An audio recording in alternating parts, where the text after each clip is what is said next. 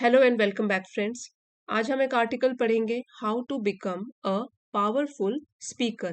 किस तरीके से हम एक बहुत ही अच्छे वक्ता बने, बहुत अच्छा बोल पाए। इस आर्टिकल के थ्रू आप अपनी वोकेबलरी एनहांस कर सकते हो, जिसमें कि इडियम्स और फ्रेजेस भी हैं। लास्ट में एमसीक्यू है, एक टेस्ट होगा जिसमें आप अपनी कॉम्प्रिहेंशन को टेस्ट कर सकते हो, समझ में आया है, कितना समझ में आया है, और ग्रामर भी साथ साथ सीखने के लिए मिलेगा। ओवरऑल वीडियो बहुत ही हेल्पफुल रहेगा, इसी के साथ लाइक कर दीजिए। अगर आप चैनल पे पहली बार आए हैं तो सब्सक्राइब भी कर लीजिए और नोटिफिकेशंस ऑन करना ना भूलें। आइए शुरू करते हैं। हाउ टू बिकम, कैसे बने अ पावरफुल स्पीकर, एक पावरफुल वक्ता, एक स्ट्रॉन्ग स्पीकर किस तरीके से हम बने। The ability to speak confidently, एक क्षमता कि बहुत ही आत्मविश्वास के साथ बोल पाए, ये वाली क्षमता। इन front of an audience, so audience होते हैं हमारे श्रोता जो हमको सुन रहे होते हैं। इन फ्रंट ऑफ, उनके सामने। एन इसलिए है क्योंकि यहाँ पे वॉवल साउंड है। N audience is not a gift, ये एक उपहार नहीं है, तोहफा नहीं है। रिजर्व्ड फॉर अ फ्यू, जो कि केवल कुछ लोगों के लिए ये रिजर्व करके रखा गया है, या कुछ लोगों को ही मिलता है, ऐसा कोई तोहफा नहीं है। यहाँ पे हमारा जो सब्जेक्ट है वो है ability. The ability to speak confidently, ये इसके बारे में बताया गया है, एडिशनल इंफॉर्मेशन है। अबिलिटी क्षमता किसके बारे में, टू स्पीक कॉन्फिडेंटली। फिर है ये इन front of audience is not a gift, तो यहाँ पे इज क्यों है, क्योंकि अबिलिटी सिंगुलर है, इसलिए यहाँ पे भी सिंगुलर फॉर्म में हमने इज यूज किया है। The ability to speak confidently in front of an audience is not a gift reserve for a few, केवल कुछ लोगों के लिए ही रिजर्व करके, आरक्षित करके नहीं रखी गई है ये वाला gift. It is a skill, ये तो एक कौशल है, that any one can develop, कोई भी विकसित कर सकता है अपने आप में। और किस चीज के साथ, प्रैक्टिस एंड डिटर्मिनेशन, लगातार अभ्यास करके और दृढ़ संकल्प करके कि मुझे तो सीखना ही सीखना है, लोगों के सामने किस तरीके से बोलना है। Public speaking is not just about delivering words. Deliver का मतलब ऐसे होता है कि देना, यहाँ पे है कि लोगों के आगे रखना। पब्लिक स्पीकिंग, जो सार्वजनिक रूप से हम बात करते हैं, लोगों के सामने खड़े होकर जब स्पीक करते हैं, बोलते हैं पब्लिक के आगे, ये केवल आप जो वर्ड्स हैं उसको किस तरीके से रखते हो, केवल उसके बारे में नहीं है। बहुत अच्छी बात कही गई है कि बड़े बड़े वर्ड्स अगर सीख लिए और वो ही डिलीवर कर लिए, लोगों के आगे बोल लिए, तो वो एक अच्छी पब्लिक स्पीकिंग नहीं मानी जाएगी। It is not just about, केवल इसी के बारे में नहीं है कि आप वर्ड्स पे वर्ड्स, नए नए वर्ड्स यूज करो उस टाइम पे। इट्स अबाउट कमांडिंग अटेंशन, लेकिन ये किसके बारे में है, कि आप लोगों का ध्यान अपनी तरफ कितनी देर तक आकर्षित करके रख सकते हो। It is about commanding attention, कितना आप लोगों का ध्यान अपने वर्ड्स की तरफ, अपनी स्पीच की तरफ आकर्षित कर सकते हो, इसके बारे में है। इंस्पायरिंग माइंड्स, कितने लोगों को के दिमाग को आप इंस्पायर कर सकते हो, कितने लोगों को आप प्रेरणा दे सकते हो, इसके बारे में है। And leaving a lasting impact, और कैसा देर तक रहने वाला प्रभाव छोड़ सकते हो। Lasting means something that lasts for a very long time, देर तक प्रभाव पड़े रहना, और इम्पैक्ट होता है प्रभाव। यहाँ पे लास्टिंग जो है वो एडजेक्टिव है जो कि इम्पैक्ट को डिस्क्राइब कर रहा है। और यहाँ पे ये जो इंस्पायरिंग है ये भी एडजेक्टिव का ही काम कर रहा है, बता रहा है कि लोगों के मन को इंस्पायर करे, प्रेरित करे। और कमांडिंग भी एडजेक्टिव है, कमांडिंग अटेंशन, लोगों का ध्यान अपनी तरफ आकर्षित करे। फिर से पढ़ेंगे सेंटेंस को यहाँ से, क्योंकि काफी लंबा सेंटेंस है ये।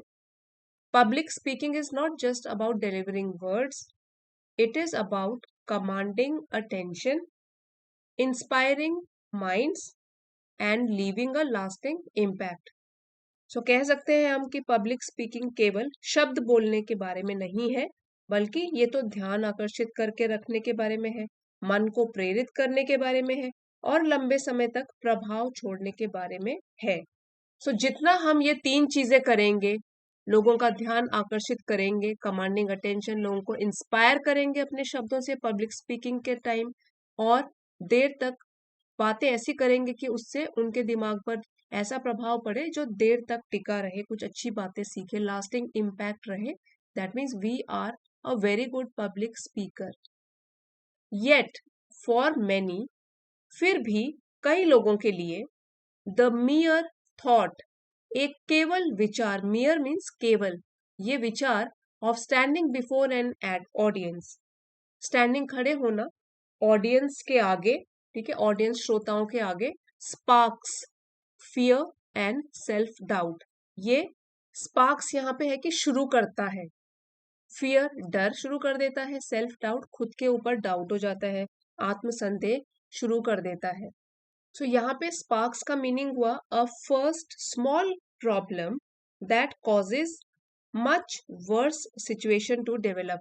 कोई ऐसी सिचुएशन खड़ी कर देना कि उसके बाद और भी खराब स्थिति हो जाए। सो क्या कर देता है ये शुरू? एक तो डर और खुद के ऊपर आत्मसंदेह। द ट्रेम्बलिंग हैंड्स, ट्रेम्बल का मतलब होता है कांपना, तो हैंड्स नाउन है और कैसे हैंड्स? ट्रेम्बलिंग, जो कांप रहे हैं। सो एडजेक्टिव है ये ट्रेम्बलिंग हैंड्स, कंपाते हाथ। रेसिंग हार्ट बीट, दिल की धड़कन जो कि बहुत तेजी से चल रही है, ये भी एडजेक्टिव है। रेसिंग तेज से धड़कता हुआ हमारा दिल। And the nagging voice of insecurity, nagging का मतलब होता है कि बार बार परेशान करना। persistently annoying somebody, ठीक है। तो नैगिंग वॉइस ऑफ इनसिक्योरिटी, हमारे मन के ही अंदर एक आवाज असुरक्षा की चलती रहती है कि मेरे से हो पाएगा, नहीं हो पाएगा, हमको नैग करती रहती है, बार बार हमको सुनाई देती है और हमको परेशान करती है। तो ये भी यहाँ पे एडजेक्टिव है, नैगिंग वॉइस। वॉइस कैसी? जो कि नैग कर रही है हमको। और कौन सी वॉइस है ये? इनसिक्योरिटी, असुरक्षा की। Can make it seem impossible, ये सब का सब जो है असंभव सा बना देता है हमारे लिए। हमको ऐसा एहसास होता है, महसूस होता है कि हमारे लिए तो असंभव है लोगों के सामने खड़े होके बोलना। और ये हम क्यों महसूस कर रहे हैं? बिकॉज हैंड्स आर ट्रेम्बलिंग, हमारे हाथ कांप रहे हैं। हार्ट बीट इज रेसिंग, हमारी दिल की धड़कन बहुत रेस कर रही है, तेजी से धड़क रहा है दिल। और हमारी जो वॉइस ऑफ इनसिक्योरिटी है वो हमको नैग कर रही है बार बार, जो हमारे मन के अंदर एक असुरक्षा की भावना है, बार बार परेशान कर रही है और डाउट क्रिएट कर रही है कि हो पाएगा कि नहीं। Can make it seem impossible, ये हो सकता है कि हमको असंभव सा महसूस करवाए। But here is the truth, लेकिन सच्चाई यहाँ है। हियर इज, उसको शॉर्ट में बोला है, here's the truth. Fear fades, डर जो है वो धूमिल पड़ जाता है, धुंधला हो जाता है, फेड हो जाता है, जैसे कपड़ों के कलर फेड हो जाते हैं। तो उस तरीके से ही डर हमारा धुंधला कम हो जाता है। व्हेन प्रेपरेशन टेक्स ओवर, जब हम तैयारी करते हैं उस चीज की। प्रेपरेशन मीन्स तैयारी, प्रिपेयर करना उससे बना है प्रेपरेशन, नाउन है ये, कि जब हम तैयारी करते हैं। टेक्स ओवर मीन्स अपना कब्जा कर ले किसी चीज के ऊपर। सो यहाँ पे है कि अगर हम तैयारी कर लें तो हो सकता है ये जो डर है वो हमारे सामने से हट जाए। The key to mastering public speaking lies in consistent practice। अब जो इसकी चाबी है, या हम बोल सकते हैं इसका जो उत्तर है, वो कहाँ छिपा हुआ है? To mastering public speaking, public speaking में महारत हासिल करने की जो चाबी है वो बसी हुई है कंसिस्टेंट प्रैक्टिस में। हमारा अभ्यास जो कि कंसिस्टेंट है, लगातार है, बिना रुके निरंतर हम प्रैक्टिस करें बोलने की। अ ग्रोथ माइंडसेट, हमारी जो सोच है वो विकासशील हो। Means the belief in continuous learning and improvement, कि हमको लगातार अपने में ग्रोथ लेकर आनी है, हमको इम्प्रूव करना है, उसको बोलते हैं ग्रोथ माइंडसेट। तो एक तो हो गया कंसिस्टेंट प्रैक्टिस, लगातार हमको अभ्यास करना है। अपना दिमाग भी कैसा रखना है? पॉजिटिव, कि हमको लगातार इम्प्रूवमेंट दिखाना है। And the courage to step beyond your comfort zone, ये बहुत ही इंपॉर्टेंट चीज है। शक्ति कि आप कदम रखें अपने कंफर्ट जोन के बाहर। कंफर्ट जोन होता है हमारा सुविधा क्षेत्र, जिसमें कि हम काफी कंफर्टेबल महसूस होता है। सब लोगों का एक कंफर्ट जोन है, ठीक है। अब जो चीज हम लोगों को डिफिकल्ट लगती है उसके लिए हमको इस जोन से, इस क्षेत्र से बाहर कदम रखना पड़ेगा। सो सारी की सारी जो जीत है और हमारे जो प्राइज है वो यही है, when we step out of our comfort zone. तो इसकी शक्ति भी रखनी है कि हम अपने आप को थोड़ा सा तकलीफ तो दें, इसको पाने की कम से कम कोशिश तो करें, लगातार निरंतर प्रैक्टिस करें और ग्रोथ माइंडसेट रखें और करेज लाएं कि हम अपने कंफर्ट जोन से बाहर कदम रखें। अब यहाँ पे कुछ स्टेप्स बताए गए हैं लेवल वाइज फॉर बिगनर्स, जो बिगनर लेवल पे हैं, शुरुआत कर रहे हैं, वो किस तरीके से सीखे public speaking. For beginners the first step is to silence the voice of doubt. इन लोगों के लिए सबसे मुश्किल लगता है पब्लिक स्पीकिंग, क्योंकि पहली बार लोगों के सामने बोलना इजी नहीं होता। So for beginners first step, पहला कदम है टू साइलेंस, चुप कराना द वॉइस ऑफ डाउट, जो भी आपके मन के अंदर आवाज है संदेह की कि मुझसे होगा नहीं होगा, उसको चुप कराना, ये सबसे पहला कदम है। Fear of public speaking stems from over thinking mistakes. अब जो ये फियर है, डर है पब्लिक स्पीकिंग का, लोगों के आगे बोलने का, ये उत्पन्न होता है, स्टेम मीन्स उत्पन्न होता है, शुरू होता है कहाँ से? ओवर थिंकिंग, ज्यादा सोचने से, ज्यादा थिंक करने से, सोचने से, अत्यधिक विचार करने से। किसके बारे में? मिस्टेक्स, गलतियों के बारे में। एंड वरिंग अबाउट जजमेंट, और चिंता करने से, चिंता करने किसके बारे में? कि लोग मुझे जज करेंगे, अबाउट जजमेंट। सो दो चीजों का डर लगा रहता है, एक तो है कि मिस्टेक हो जाएगी, दूसरा है लोग क्या सोचेंगे मेरे बारे में, दे विल जज मी। वरिंग अबाउट जजमेंट, वरी करना जजमेंट के लिए। Instead of aiming for perfection, तो करना क्या है फिर? बजाय इसके कि आप अपना लक्ष्य रखें कि मैं तो पहली बार बोलूंगा लेकिन बिल्कुल परफेक्ट तरीके से बोलूंगा, रादर देन, या instead of aiming for perfection, बिल्कुल परफेक्ट बोलने के बजाय फोकस ऑन क्लैरिटी, आपका फोकस होना चाहिए, आपका ध्यान रहना चाहिए क्लैरिटी के ऊपर। जितना बोले स्पष्ट तरीके से बोले, एंड कॉन्फिडेंस, पूरे के पूरे आत्मविश्वास के साथ बोले। ये आपका पहला स्टेप होना चाहिए, ठीक है? परफेक्शन नहीं, instead of aiming for perfection, focus on clarity, आप स्पष्टता के ऊपर ध्यान दो, क्लियर तरीके से, स्पष्ट तरीके से बात समझ आ जाए, और कॉन्फिडेंस, आत्मविश्वास के साथ बोलो। स्टार्ट स्मॉल, शुरुआत भी एक छोटे तरीके से करिए, और यहाँ बताया गया है वो किस तरीके से। Practice speaking in front of a mirror, so कभी मिरर के आगे खड़े होकर स्पीकिंग प्रैक्टिस करो, क्योंकि आप अपने आप को वहां देख भी सकते हैं, और अपने हाथ के मूवमेंट, फेशियल एक्सप्रेशन, ये सब कुछ देख सकते हो। Practice speaking in front of mirror, record yourself, खुद की रिकॉर्डिंग करो, वॉइस रिकॉर्डिंग या वीडियो रिकॉर्डिंग, जिसमें दोनों ऑडियो वीडियो हो। And gradually speak, gradually means धीरे धीरे बोलिए, बिफोर अ ट्रस्टेड फ्रेंड और फैमिली। ट्रस्टेड फ्रेंड, जिसके ऊपर आप विश्वास करते हो, ऐसे दोस्त के साथ बोलना शुरू करो। फिर ग्रेजुअली मीन्स धीरे धीरे, पहले खुद प्रैक्टिस करो, रिकॉर्ड कीजिए अपनी वॉइस को, अपने वीडियो बनाइए, फिर धीरे धीरे उसी चीज को प्रैक्टिस करो अपने दोस्त के साथ, जिसके ऊपर आपको पूरा विश्वास है कि ना तो मेरा मजाक उड़ाएगा, ना गलतियों को ढूंढेगा। और फैमिली मेंबर या अपने परिवार के किसी सदस्य के साथ, क्योंकि जो हमारे फैमिली मेंबर्स होते हैं वो भी हमको कभी भी जज नहीं करते। रीड अलाउड, ये भी बहुत इंपॉर्टेंट है बिगनर्स के लिए, जोर जोर से पढ़िए, डेली, रोज, टू इम्प्रूव प्रोनाउंसिएशन। प्रोनाउंसिएशन, शब्दों का उच्चारण कैसे होता है, उसके लिए अगर ठीक करना है तो जोर जोर से पढ़ना होगा, जो भी आप पढ़ते हो डेली। एंड फ्लुएंसी, इम्प्रूव क्या होगा इससे आपका? अगर डेली रीड करोगे, एक तो प्रोनाउंसिएशन, उच्चारण ठीक होगा, फ्लुएंसी, बिना अटके हुए आप बोलोगे। सो चाहे एक ही लेसन को 2 बार पढ़ो, 3 बार पढ़ो, अलाउड, जोर से पढ़ना है। Break down speeches into simple easy to remember points, और जो भी आप फिर स्पीच बोलोगे लोगों के आगे, उसको ब्रेक डाउन करना है, तोड़ तोड़ के उसको क्या करना है, छोटे छोटे सिंपल सेंटेंसेस बनाने हैं। Easy to remember points, points में उसको डिवाइड कर देना है, जो कि आपके हिसाब से आपको याद रह सके। हाइफनेटेड वर्ड है इजी टू रिमेम्बर, जिसको याद करना इजी हो। And use deep breathing, practice कीजिए सांस लेना, गहराई से भरी सांस लेना, deep breathing, to stay calm, शांत रहने के लिए, बिफोर स्पीकिंग, बोलने से पहले गहरी सांस लेना, ताकि थोड़ा मन शांत हो जाए, काम हो जाए, शांत हो जाए before speaking. Remember, the audience is not there to criticise, याद रखिए कि जो श्रोतागण बैठे हुए हैं, ऑडियंस है, वो यहाँ नहीं है इसलिए कि आपकी आलोचना करे, आप में कमी निकाले, आलोचना करे। क्रिटिसाइज मीन्स किसी में कमी निकालना। ऑडियंस इज नॉट देयर, वहां इसलिए नहीं बैठी है कि आपकी आलोचना करने के लिए, बट टू लिसन, आपको सुनने के लिए बैठी है। Every great speaker was once a beginner, हर एक जो बड़ा वक्ता है, जो अभी बहुत अच्छी स्पीच दे सकता है, एक बार कभी ना कभी तो टाइम होगा जब वो एक बिगिनर था, कभी तो उसने शुरुआती स्पीच तो दी होगी, तभी प्रैक्टिस कर करके अब इतना बड़ा ग्रेट स्पीकर बन गया है। So every great speaker was once, एक बार वो बिगिनर रहा था, शुरुआती था वो कभी ना कभी। And every mistake is a step closer to mastery. So यहाँ बोला गया कि हर एक गलती जो आप करते हो वो भी आपको एक तरीके से कुछ ना कुछ सिखा रही है, क्योंकि गलतियों से हम लोग बहुत ज्यादा सीखते हैं। Each mistake is a part of learning process, ये आपको याद रखना है। Every mistake is a step closer to mastery.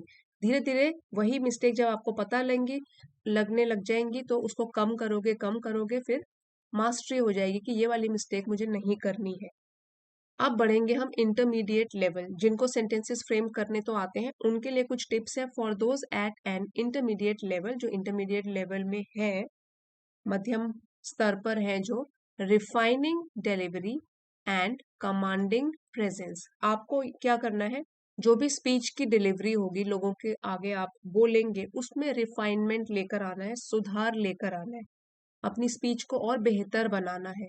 And commanding presence, so commanding presence जो है इसका मतलब है ability to show that you are confident and you can influence, आप लोगों को प्रभावित कर सकते हो। सो ये कॉन्फिडेंस इतना होना चाहिए कि आपकी जो प्रेजेंस है वो लोगों को ऐसी लगे कि आप में बहुत कॉन्फिडेंस है। Should be the priority, priority होता है प्राथमिकता। सो इस चीज को आपको प्राथमिकता देनी है, जो भी डायलॉग आप दूसरों के सामने बोलना चाहते हो, स्पीच बोलना चाहते हो, so वो अच्छी तरीके से रिफाइंड हो और लोगों को वो सुनकर लगे कि आपको अपनी चीज के ऊपर पूरा कंट्रोल है, पूरा कॉन्फिडेंस है जो आप बोल रहे हो। ये आपका प्रायोरिटी में होना चाहिए, प्राथमिकता इस पर होनी चाहिए। वर्क ऑन वॉइस मॉड्यूलेशन, अब यहाँ पे एक और चीज होती है वॉइस मॉड्यूलेशन, मीन्स जब आप बोल रहे हो तो एक ही टोन पे ना बोले, कुछ वर्ड्स जो है ऊंची आवाज में, कुछ धीमी। सो वॉइस को मॉड्यूलेट करना है, बदल बदल के बोलना है, टू ऐड डेप्थ, ताकि आप उसमें गहराई ऐड कर सके, and emotion to your speech, और साथ ही जो स्पीच दे रहे हैं उसमें अपनी भावनाओं को भर सके। जैसे देखिए यहाँ से लेके यहाँ तक अगर मैं एक ही टोन में पढ़ती हूँ अभी, तो देखिए आपको कैसा लगेगा। For those at an intermediate level, refining delivery and commanding presence should be the priority, work on voice modulation. एक तो ये हमने सीधे तरीके से पढ़ लिया, कोई हमने आवाज ऊंची नीची, कोई इमोशंस नहीं थे। अब अगर मैं इस तरीके से पढ़ूं, for those at an intermediate level, refining delivery and commanding presence should be the priority. So मैंने थोड़ा सा शब्दों को ऊपर नीचे करके इसमें इफेक्ट डाला है, ठीक है, उसको बोलते हैं voice modulation. So work on voice modulation to add depth and emotion to your speech, जो भी स्पीच बोल रहे हैं उसमें एक तो डेप्थ गहराई होनी चाहिए और आपकी फीलिंग्स उस स्पीच में दिखनी चाहिए, झलकनी चाहिए। एंगेज विद योर ऑडियंस, अपनी ऑडियंस के साथ जुड़ने के लिए, एंगेज होने के लिए, bye maintaining eye contact, eye contact maintain करना है, मीन्स उनकी आंखों में आंखें डाल के देखनी है अपनी ऑडियंस की, ऐसा नहीं है कोई दीवार की तरफ देख के बात कर रहे हो। सो एंगेज करना है, उनके साथ जुड़े रहना है। बाय मेंटेनिंग आई कांटेक्ट को मेंटेन करके, एंड यूजिंग हैंड जेस्चर, साथ ही हाथ के हाव भाव ये भी उनको दिखाने हैं नेचुरली, स्वाभाविक तरीके से। सो ये भी आपको फॉलो करना है। Engage with your audience bye maintaining eye contact and using hand gestures naturally, तो ये स्वाभाविक तरीके से दिखेगा। Challenge your self by participating in debates, अब जो इंटरमीडिएट लेवल के लोग हैं उनको अपने आप को और पुश करना है, चुनौती देनी है और डिबेट्स में पार्ट लेना है, वाद विवाद प्रतियोगिता में भाग लेना है, ग्रुप डिस्कशंस, एक दूसरे के साथ एक्सचेंज करो विचारों को, ग्रुप में डिस्कस करोगे तो काफी कुछ सीखने के लिए मिलेगा, लोगों के विचार आपको सीखने के लिए मिलेंगे, आप अपने विचार उनके साथ प्रकट कर सकते हो इंग्लिश में बोल के। और इवन ओपन माइक डिस्कशंस या सेशंस, जहाँ पे लोग इनवाइट होते हैं और उनको कोई टॉपिक दिया जाता है, फिर वो उसके ऊपर चर्चा करते हैं, ओपन माइक सेशंस, किसी में भी आप पार्टिसिपेट कर सकते हो, तो आप चैलेंज कर रहे हो, चुनौती दे रहे हो। एक्सपैंड योर वोकेबुलरी, साथ साथ वोकेबुलरी बिल्डिंग करनी है, नए नए वर्ड्स रोज सीखने हैं, एक्सपैंड विस्तार लेकर आओ अपनी वोकेबुलरी में, and learn how to structure your thoughts coherently, coherently, coherently adverb है, इसका मतलब है सुसंगत रूप से, और इसका भी मतलब हो गया कि in a logical and clear manner, अपने जो विचार है उनको एक पूरा स्ट्रक्चर प्रदान करना है और लॉजिकल तरीके से फिर अपने शब्दों को, अपने जो आप स्पीच बोल रहे हो उसको दूसरों के आगे सुनाना है। तो अपनी वोकेबलरी एक तो एनहेंस करनी है, फिर learn how to structure your thoughts, किस तरीके से अपने विचारों को लोगों के सामने पेश करें ताकि वो उनसे प्रभावित भी हों। रिकॉर्ड योर स्पीचेस, ये भी बहुत इंपॉर्टेंट बात है इंटरमीडिएट लेवल के स्टूडेंट्स के लिए, या कोई भी व्यक्ति जो इंटरमीडिएट लेवल में है, आपको भी रिकॉर्ड करनी है अपनी स्पीच, आवाज। एनालाइज देम, फिर उसको बार बार सुनो, उसका विश्लेषण करो, एनालाइज करो उसको। And identify the areas of improvement, उसके बाद देखो कौन कौन सी जगह आपको सुधार, इम्प्रूवमेंट, सुधार की जरूरत है, इसको आइडेंटिफाई करना है। मोस्ट इम्पॉर्टेंटली सबसे जरूरी बात है डिवेलप रेजिलियंस, आपको डेवलप करना है, अपने अंदर जगाना है रेजिलियंस को। The ability to recover from difficulties, कितनी भी मुसीबतें आए सो आप फिर भी क्या अपने पाँव पर बाकी बाउंस बैक करते हो, खड़े होते हो क्या, वैसे बाउंसिंग बैक एबिलिटी या स्ट्रेंथ को बोलते हैं रेजिलियंस। सहन शक्ति कितनी है ये भी होनी चाहिए। डेवलप रेजिलियंस हो सकता है कुछ लोगों से सुनने के लिए मिले, आपके फॉल्ट्स निकालें वो, ठीक है, तो आपको लेकिन रेजिलियंस डेवलप करनी है। No speech is ever flawless, क्योंकि गलतियां तो सबसे होती हैं, कोई भी स्पीच ऐसे नहीं है जो कि बिना कमी के हो। फ्लॉ होता है कमी, और फ्लॉलेस होता है जिसमें कोई कमी ना हो, ऐसी कोई स्पीच होती ही नहीं है। No speech is ever flawless, आप ऐसे भी बोल सकते हो कि every speech has room for improvement, हर एक स्पीच में कुछ ना कुछ ऐसा तो होगा कि वो बाद में और भी सुधारा जा सके। But confidence grows with experience, लेकिन जो आपका आत्मविश्वास है वो भी तो आपके अनुभवों से ही बढ़ता है। हर अनुभव आपको कुछ ना कुछ नया सिखाता है। सो confidence grows with experience, experience के साथ, अनुभव के साथ आपका आत्मविश्वास भी बढ़ता जाता है। The more you push your self, जितना आप अपने आप को आगे पुश करोगे, ज्यादा मेहनत करोगे, the more the fear diminishes, diminish का मतलब होता है कम होना, ये वर्ब है। सो जो फियर, डर है पब्लिक स्पीकिंग का, वो कम होता जाएगा। जितनी प्रैक्टिस करोगे उतना ही डर कम होता जाएगा लोगों के आगे बोलने का। Public speaking is not about having a loud voice, so इसीलिए जो पब्लिक स्पीकिंग है उसका मतलब ये नहीं है आप कितनी जोरों से बोलते हो, अपनी आवाज कितनी लाउड करके बोलते हो, ऊंची आवाज में स्पीच देते हो। It is about having a strong message, बल्कि ये किसके बारे में है कि आप जो संदेश दे रहे हो वो कितना स्ट्रॉन्ग है, कितना लोगों को उसने प्रभावित किया है, कैसे शब्द आपने चुने हैं, किस तरीके से उनको डिलीवर किया है। It is about having a strong message, it is not about impressing people, और वो इसके बारे में नहीं है कि लोगों को प्रभावित करे, it is about connecting with them, बल्कि इससे ज्यादा, इम्प्रेस करने से ज्यादा है ये कि लोगों में एक रिश्ता बने, संबंध बने, आपस में कनेक्शन बने, उनसे जुड़ाव महसूस हो आपको। It is about connecting with them. So आप बोल सकते हो कि पब्लिक स्पीकिंग का मतलब तेज आवाज में बोलना तो बिल्कुल नहीं है। इसका मतलब है कि कोई स्ट्रॉन्ग संदेश, मजबूत कोई अच्छा संदेश देना। सो ये लोगों को प्रभावित करने के बारे में नहीं है, बल्कि उनसे जुड़ने के बारे में है।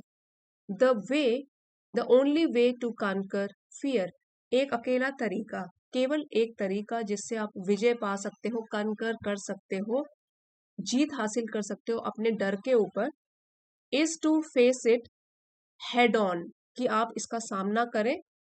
सो हेड ऑन जो है, इस फ्रेज का मतलब हो गया डायरेक्टली, मतलब इससे आप भागो नहीं इधर छुप के, डायरेक्टली इसका सामना करें, इस डर का। ठीक है, so the only way to conquer fear is to face it head on, केवल एक तरीका डर पर विजय पाने का है कि आप डायरेक्टली इसका सामना करो, सीधे, इससे बचने से नहीं होगा, इसका सामना करने से ही डर दूर होगा। सो speak even when your voice shakes, इसलिए आप बोलिए, तब भी बोलिए जब आपकी आवाज शेक्स मतलब कांपती है, आपको डर लगता है, आवाज कांपती है, फिर भी बोलना बंद मत करो। सो अगर वॉइस शेक हो रही है, कांप रही है, that means you are feeling nervous, आपको नर्वसनेस महसूस हो रही है। So speak even when your voice shakes, तभी बात करो। Overcome this nervousness by speaking. Stand tall, ऊंचे खड़े रहो स्वाभिमान के साथ। Even when your legs feel weak, जब आपके पाँव आपको कमजोर महसूस हो, ठीक है, वीक मतलब कमजोर, मजबूती के साथ खड़े रहो। सो इसको भी आप कह सकते हो कि show confidence even in difficult situations. हो सकता है डिफिकल्ट सिचुएशंस आए, आपको कमजोरी महसूस हो, लेकिन फिर भी स्वाभिमान के साथ और मजबूती के साथ खड़े रहो। एंड रिमेंबर, याद रखिए, योर वर्ड्स हैव पावर, आपके शब्दों में ताकत है। Embrace the journey, embrace means अपनाओ या गले लगाओ इस यात्रा को, पब्लिक स्पीकिंग की और इंग्लिश में बोलने की। कीप लर्निंग, सीखते रहिए। And soon the stage will feel like home.